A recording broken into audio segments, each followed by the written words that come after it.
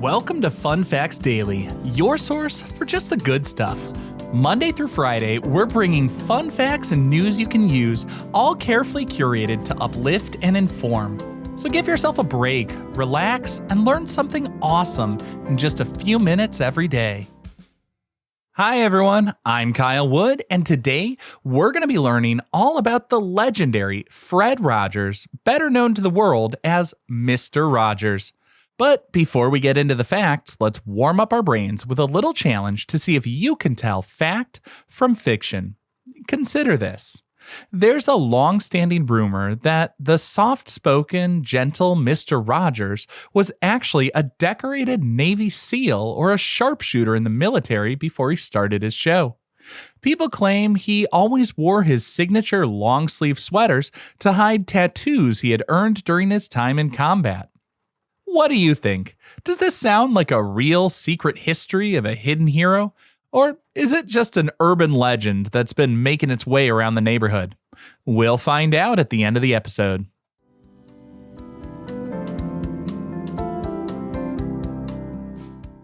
Now for your word of the day.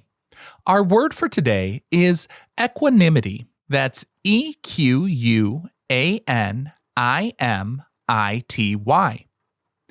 Equanimity is mental calmness, composure, and evenness of temper, especially when dealing with a difficult or stressful situation. Mr. Rogers was the human embodiment of equanimity. Whether he was dealing with technical glitches on set, testifying before a grumpy Senate committee, or handling a heavy topic like divorce or war, he never lost his cool. He taught us that being strong doesn't mean being loud or aggressive. It means staying grounded and peaceful in your own mind so you can help others do the same. The word equanimity comes from the Latin aequanimitas.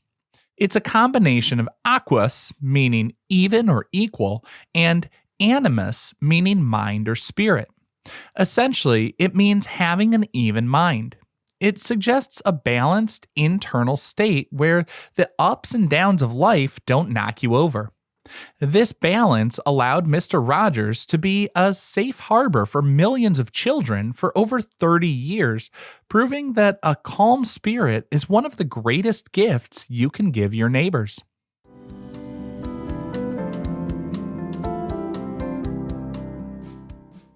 Time for your daily high five, our top 5 fun facts about Mr. Rogers. Number 1. Mr. Rogers personally responded to every single piece of fan mail he ever received. Fred Rogers received thousands of letters from children and parents every year, ranging from simple greetings to very difficult questions about life. Unlike many celebrities who use form letters or auto pens for signatures, Fred insisted on reading and handwriting or dictating personal responses to every single one. He woke up early every morning, usually around 5 a.m., to begin his day with prayer and a letter writing because he felt that if a child took the time to reach out to him, it was a sacred trust that required a thoughtful, personal response. This dedication to his neighbors meant that he often stayed late at the office or worked from home just to keep up with the mail. He didn't just sign his name, he addressed the specific concerns a child might have mentioned, like the death of a pet or moving to a new school. This practice continued for decades, even as his fame grew to international levels. Just goes to show he was the real-life embodiment of that television persona. The kindness wasn't just a part of the character he played on camera, it was a fundamental part of who he was. Number 2. Mr. Rogers began narrating the feeding of his fish every single episode after receiving a letter from a young blind fan. Early in the show's run, a young girl named Katie, who was blind, wrote a letter to Fred expressing her concern for his pet fish. She told him that she worried the fish were hungry because she couldn't see him feeding them on the screen. From that day forward, Fred made it a point to say out loud, "I'm feeding the fish," every time he approached the aquarium. He didn't want a single member of his audience to feel anxious or left out of the neighborhood routine. This small adjustment is a beautiful example of how much Fred Rogers valued the feedback and the feelings of his young viewers. He understood that for a child who couldn't see, the silence during that part of the show could be confusing or even upsetting.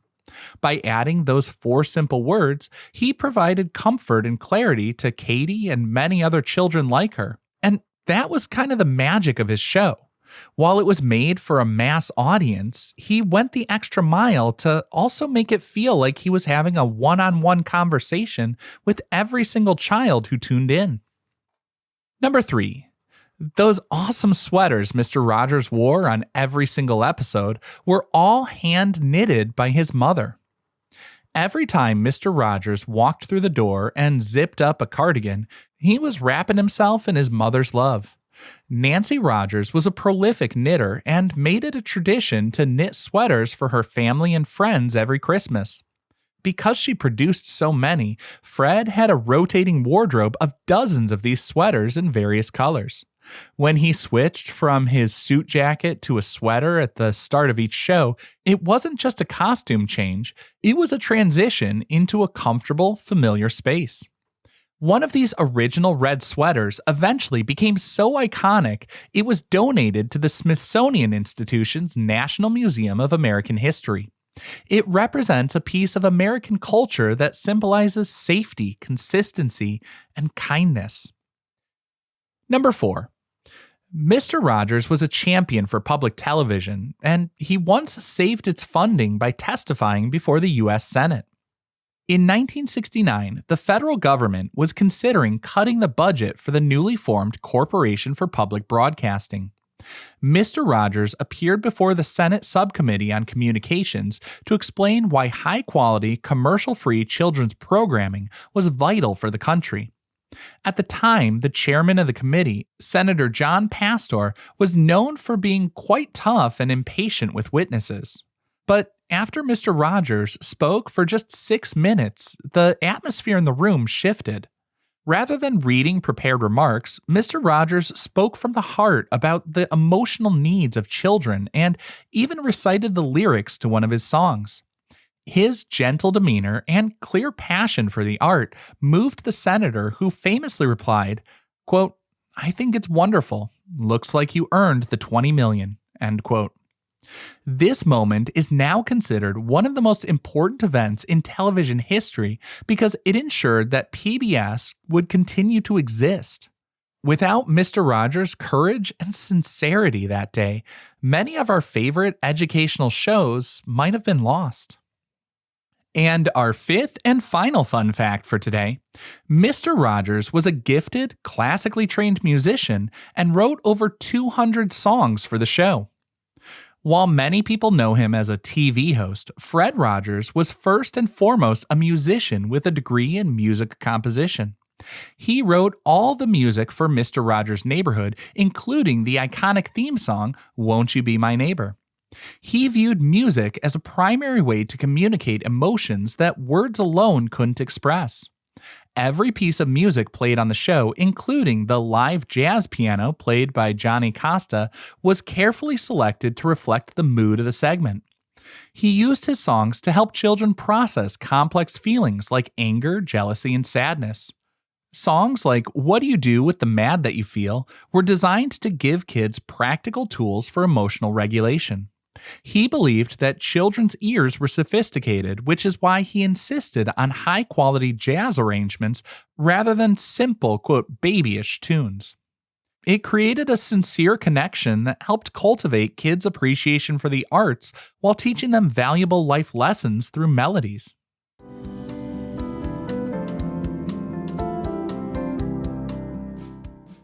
Now for some news you can use. Here's a tip straight from Mr. Rogers himself. When you're feeling overwhelmed or scared, Mr. Rogers famously said you should look for the helpers. He explained that you'll always find people who are helping, whether they're doctors, firefighters, or just kind neighbors stepping in to do the right thing. It sounds simple, but looking for the helpers has a profound impact by shifting the brain's focus from a threat to the solution. When we're scared, our brains tend to fixate on the danger, which causes anxiety to skyrocket. By actively searching for the helpers, you're training your eyes to see the goodness and the resilience in humanity. But Mr. Rogers didn't just look for helpers. He taught us that we can all be helpers, often through quiet, symbolic actions. One famous example occurred in 1969 when he invited Officer Clemmons, a black police officer on the show, to cool his feet in a shared wading pool on a hot day. Today, that doesn't seem like a radical act, but at the time when racial segregation in swimming pools was a major conflict in America, Mr. Rogers' simple act of sharing the water and then drying his friend's feet with a towel sent a massive message of equality and love without saying a single political word. It's just a nice reminder that it's not always the loudest voices in the room that really change the world. Sometimes the most effective way of making a difference is simply showing someone else a moment of kindness.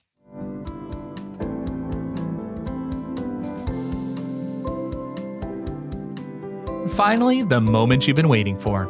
At the beginning of the episode, I asked, is it true that Mr. Rogers was really a former Navy SEAL or sharpshooter before moving into his TV neighborhood?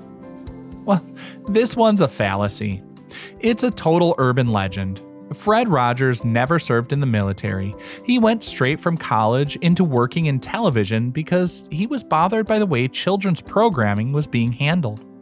As for the tattoos, he didn't have a single one. He wore the sweaters because they were comfortable and because they were gifts from his mom. He was exactly who he appeared to be, a kind, soft-spoken man who dedicated his life to education and peace.